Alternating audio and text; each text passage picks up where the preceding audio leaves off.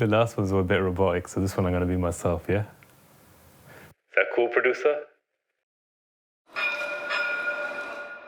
Istanbul is a safe city, but with a population of around 18 million people, of course there are going to be a few bad ones. The other day, I saw a video about a foreigner and he's saying he's always getting scammed in Istanbul, but listen, over here, nobody will physically harm you.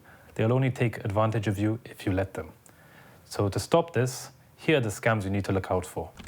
The shoe shiner. This usually happens in tourist areas. You'll see a shoe shiner walking in front of you. He has a box and he has a brush at the end of it. He will knock this against his thigh and it will fall onto the floor. You, as good Samaritans, will pick this up, and as soon as you do that, he'll sit on his box and start shining your shoes. And of course, after that, he would like a tip. So you're forced to giving him a tip. So if anybody drops a brush in front of you, just ignore it, give him a smile, and carry on your journey. Don't get confused between the real shoe shiners. You'll know the difference because these are fixed in their place. You'll see them around Eminönü and other places. And these people will really shine your shoes well, and it's part of their job, because I believe it's quite an old Turkish tradition. So if you'd like to get your shoes shined, go to them and don't pick up any brushes from the floor. The random friendly man. So this usually happens around Istiklal, and it usually happens to young males who are traveling on their own. So you'll be walking down and a guy will come up to you and he'll be very friendly. Normally he'll say that he just finished work or he's visiting from another country such as Dubai or Cyprus or somewhere like that. He'll say, hey, I just finished work, would you like to come have a drink with me? So maybe you'll say, yeah, why not? A friendly guy in a different country. So you'll go with him to a cafe or a bar, and then usually it'll be a cafe first and they might try to take you to a bar later. And when you enter that bar, you will suddenly be served drinks and maybe some girls will sit next to you. And once you finish drinking or whatever, they're gonna hand you a bill. I've heard up to 700 euros, 800 euros, crazy amounts. And even they will take you to the ATM if you don't have it. And if you don't want to pay, you will be faced with some big security guards, and you don't want to get involved with those kind of people. So if you're ever walking around anywhere and somebody's being overly friendly to you, just be aware of them because it might be a scam. Restaurants. So with the restaurants, there are a couple of things you need to look out for. Firstly are the menus. Make sure you're getting the same menu as everybody else, because sometimes they give tourists English menu and the locals a Turkish menu, and the prices will be different. Another thing, check your bill at the end, make sure it's everything that you've ordered. And another thing, make sure it's actually a bill, because these days some restaurants are taking a receipt from somebody else's meal and putting it inside your bill instead of your bill. So you'll be paying more for somebody else's meal. My advice is just check Google reviews. If you notice any scam comments or if they've been charged extra on the reviews, just take it that and don't go to that restaurant. Taxis.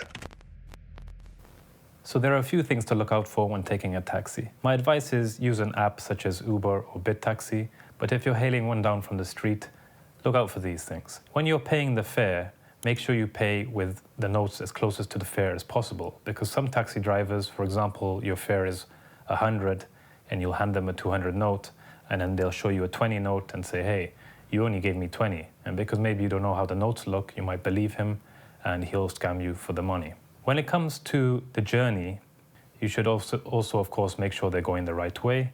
But please remember, in Turkey, if you're crossing the bridge, there is a little charge for that. So if they're trying to charge you for the bridge, that's actually acceptable. When it comes to taking Uber, it's usually generally quite good, as well as BitTaxi, but sometimes on Uber, when you request a ride, the driver will message you and say, hey, can you give me this much, can you give me that much, and try and haggle the money. So just cancel the ride and try and order another one. Perfume and aftershave sellers. So if you're walking around tourist areas, sometimes some people will come up to you trying to sell aftershaves and perfumes. They look original, they're brand new, they're sealed, but the problem is they're very watered down. They even smell great, I'm not gonna lie. But when you use them, the smell will be gone after 5 minutes. So they might give you a good deal and that, but they're not real, so don't believe them if they're saying they are real. But if you wanna buy some fake perfume, that's up to you, and yeah, you can help their hustle. Instagram rental scams. So on Instagram, there are a couple of advertisements for some beautiful properties that you can rent. They may be in Istanbul or around the area. They're villas and maybe, great cottages. But the problem is these places are not real. So you might have to pay a deposit. They'll act all professional. They have thousands of followers. But then when you pay the deposit, then your money's gone. It actually happened to somebody I know.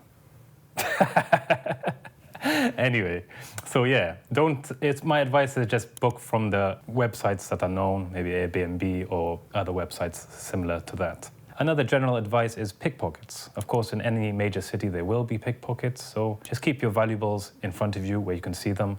For example, if you're in a busy tourist area, don't hang your bag on the back, don't just leave your phone on the table. So apart from this, everything will be fine.